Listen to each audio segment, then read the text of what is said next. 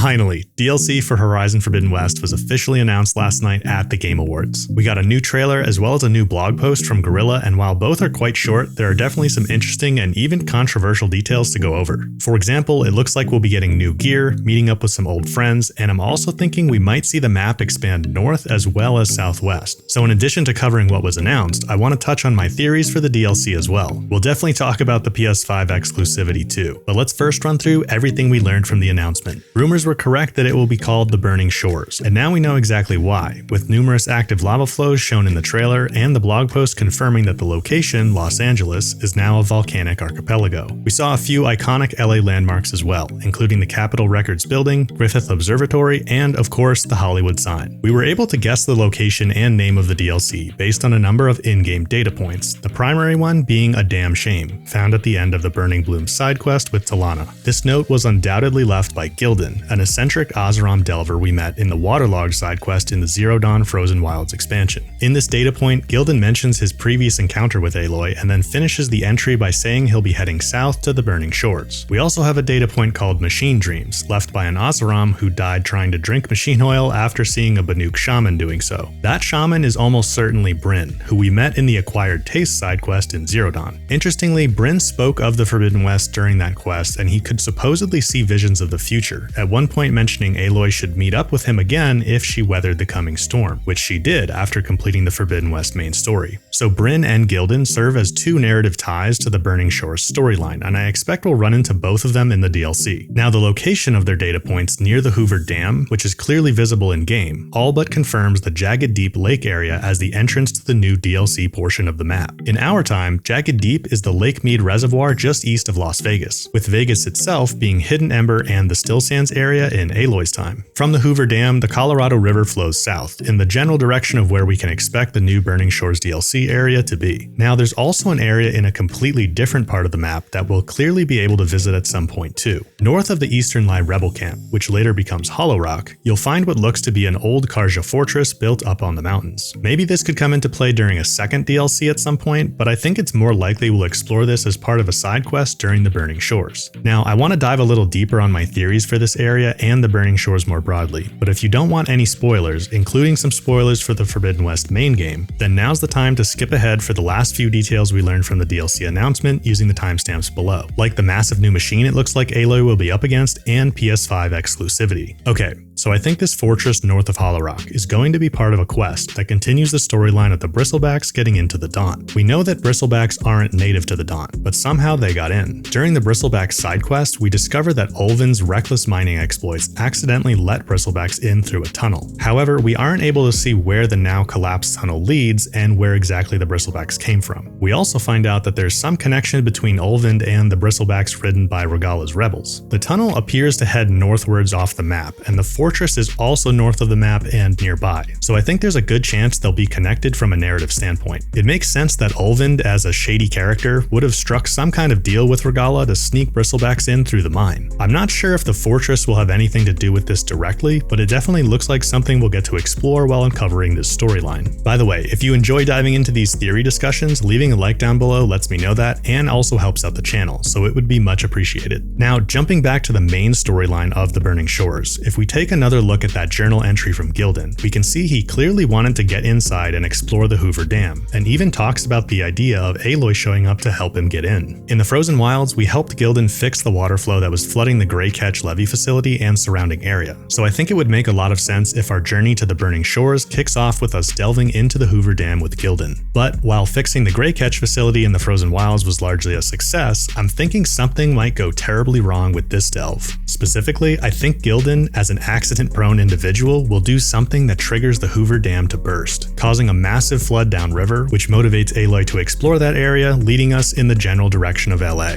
This would be a really exciting way to kick off the story, and I think it makes sense for a few reasons. The dam is over 1,000 years old at this point, and has to be on the verge of collapse anyway. It would also cause the Jagged Deep Lake to drain, which is currently a fairly empty area of the map. Draining the lake opens up the possibility for a bunch of new ruins to explore and new machine sites to be established. Now, the Colorado Colorado River that flows away from the Hoover Dam goes directly south, not towards Los Angeles, so at some point we're going to have to turn west, which would take us through the current-day Mojave Desert, which doesn't sound like a very fun place to explore, so I bet it will be transformed into something more interesting through climate change, similar to how the Plainsong area is much more lush than it is today. But clearly the majority of our time is going to be spent in LA, and while the lava flows we saw in the trailer explain why it's called the Burning Shores, they also raise a new question. How did this volcanic activity start?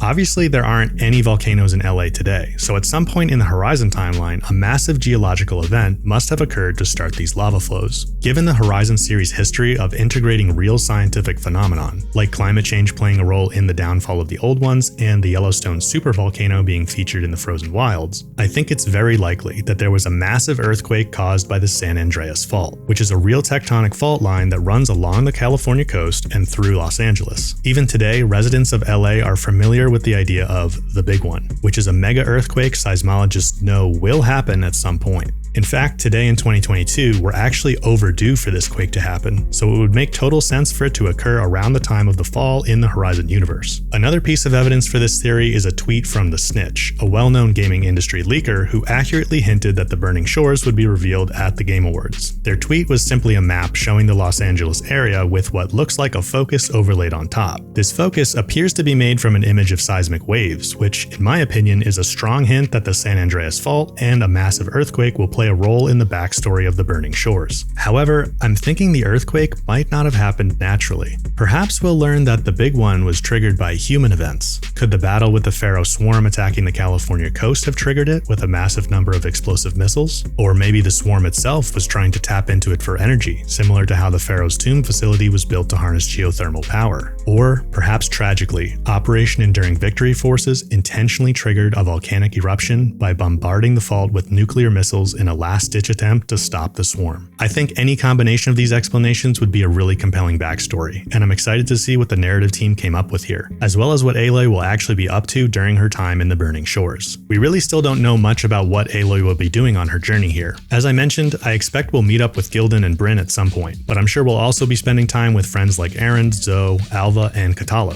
The one thing we do know is that we'll be facing down a Horus Titan, otherwise known as a Metal Devil, something fans have been looking forward to for a very long time. We didn't learn about any other new machines, but this massive one may be part of the reason the DLC will be exclusive for PS5. That's right, even though the base game was compatible with PS4, the Burning Shores will only come to PS5. Guerrilla has confirmed this in their blog post, stating that to achieve this grand vision technically and creatively, we made the difficult decision to focus all our efforts on making an incredible experience exclusively for the PlayStation 5 console. While this is exciting from the standpoint that the developers will no longer be held back by the PS4's hardware, which is almost 10 years old at this point, it's also obviously a big disappointment for anyone who can't get a PS5 before April, either because of availability issues or because they can't afford it. I think what probably happened here is Sony is now requiring all of their studios to make new content next gen only. Believe it or not, the PS5 is more than 2 years old at this point, 2.5 by the time Burning Shores comes out, and 2 years is about the point where Sony has cut off support for previous gen consoles in the past. While there may have been some technical limitations like the Horus, I just can't see Guerrilla choosing to go this route on their own. So I think this was ultimately a Sony decision, and I wouldn't expect them to backtrack. While it's definitely disappointing, it was bound to happen with games at some point. It's just a bit strange here since the base game was on PS4. Here's to hoping the PS5's power will show us a significant improvement to an already technically incredible game. The only other significant detail we learned is that we'll almost definitely be getting some new gear, as we can see Aloy wearing a Quen outfit in the trailer.